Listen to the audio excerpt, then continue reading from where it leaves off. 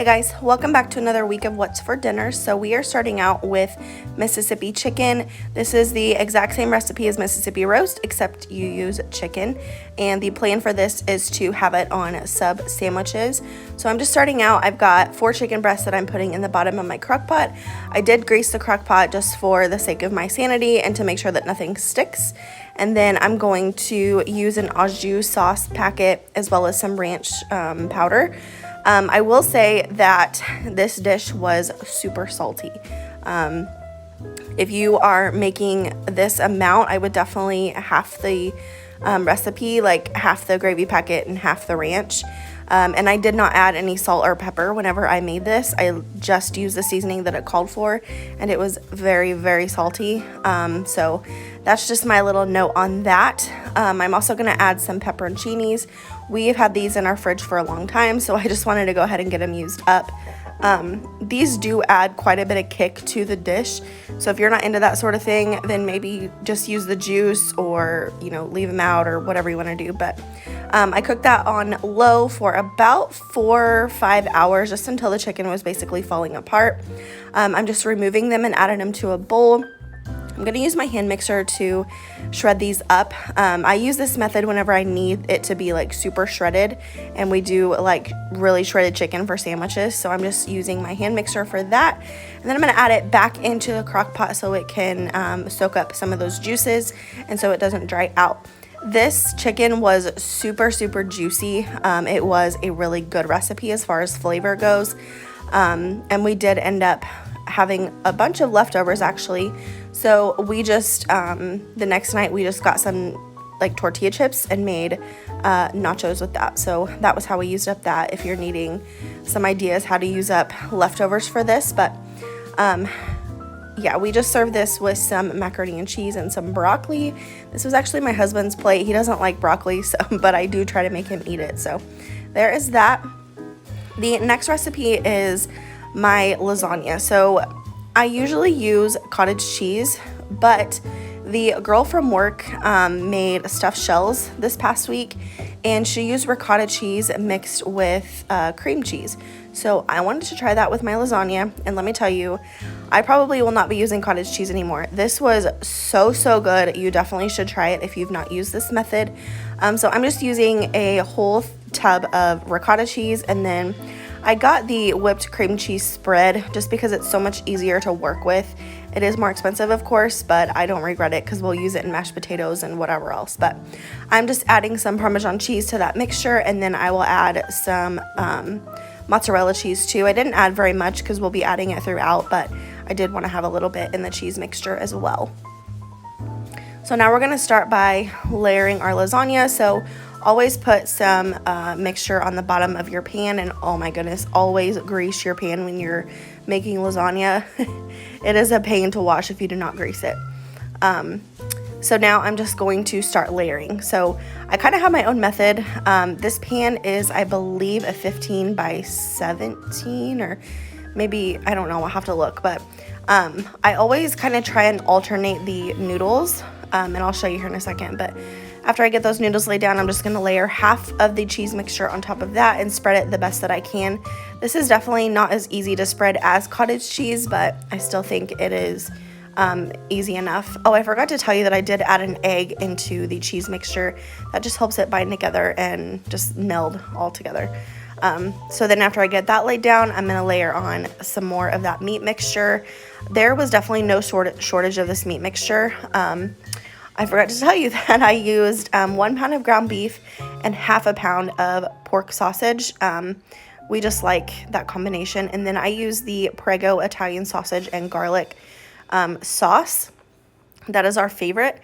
I added 1.5 jars to the meat mixture, and then I always reserve half a jar for the top if I don't have enough sauce to go over the top of the noodles. So anyway, here I am adding some more noodles. We do use the oven-ready lasagna. It's just so much easier than trying to boil the noodles and not overcook them, and it just works for us. So that's what we use, and you can tell that I layered the noodles in the opposite direction that I did on the bottom. I just think that it's so much easier, and you always get a bite of noodle in every bite, if that makes sense. I don't know, it just makes sense in my mind. So anyway, then I'm just gonna layer the other half of the ricotta cheese to the top, and then I will add some more meat mixture and layer it with some more mozzarella cheese, and then I will add the remaining amount of noodles to the top of it and make sure that every single noodle is covered with sauce. That is definitely the key to these oven-ready lasagna noodles. Definitely make sure that every bit is covered in sauce, or it will be hard, I promise. Been there, done that, trial and error. It's definitely a disaster if you do not get every inch covered. Also, I've been adding mozzarella cheese throughout, just a little bit. This dish is so cheesy anyways, so I didn't add very much, but anyway, just adding that, and then you'll see me add it on top, add the noodles on top. And then I'm actually not going to put cheese on top before I put it in the oven. I'm going to leave the cheese off so that it can melt, or so that everything can cook. And then I will add cheese at the end and put it on broil. So I'm just adding the remaining meat mixture to the top, and then you'll see me add some sauce and make sure that every bit gets covered. And then I will cover it with aluminum foil. I do it very, very tightly because you are cooking something. You're not just heating something up. So make sure that your foil is sealed. And then I'm going to throw it in a 400-degree oven for 45 minutes and just let it cook its pretty little heart away. I also wanted to mention that I have recently been adding just like a teaspoon of sugar to my spaghetti sauces, and let me tell you, it makes the biggest difference. I always felt like there was something missing from jarred spaghetti sauce, but it is definitely the sugar. So if you've not tried that, you definitely should. It makes a world of a difference.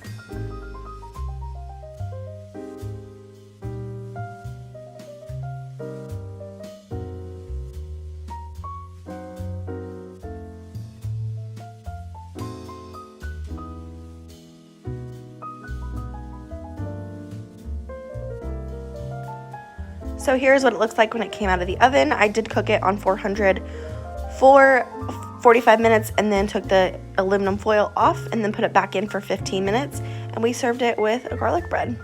So next I'm getting started on some taco casserole. So I just have some ground beef heating up here, and then I'm going to add some refried beans to the ground beef mixture.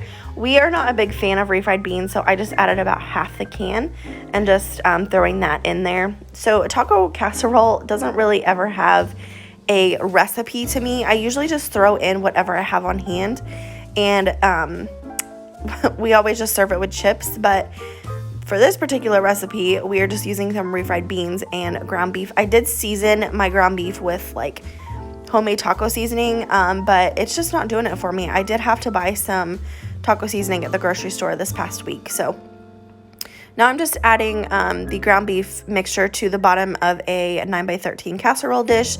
Just gonna layer that all on top and make sure that it is all even. And then I had made some Mexican rice. This is just the north sides. And my husband came around the corner and he's like, "What are you doing with that rice?" I'm like, "Put it in our taco casserole." He's like, "Put it on only half because I'm not going to eat that." So that's what I'm doing. I put it on half so me and the kids could eat it. And then he got the part that didn't have any rice. My husband is very picky.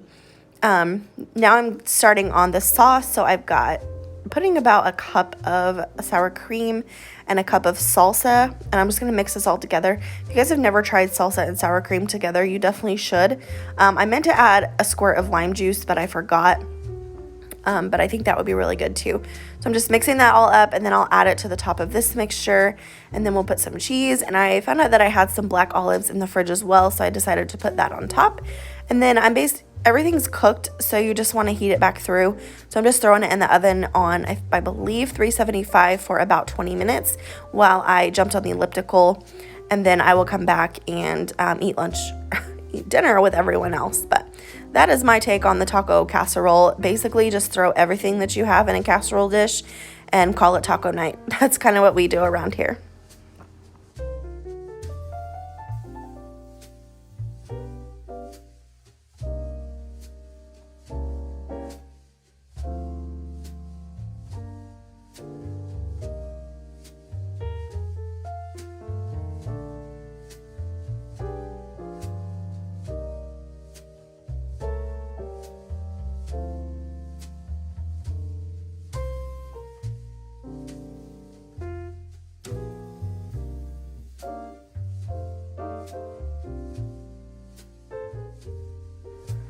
So here's what it looks like when it came out of the oven. It really could have went for just a little bit longer, but everyone was so hungry and they were asking for dinner that I just left it. Everything was heated through, so it was fine. And then we just kind of made like a little nacho concoction. I had some Doritos in the cabinet, so we just kind of made some Doritos casserole.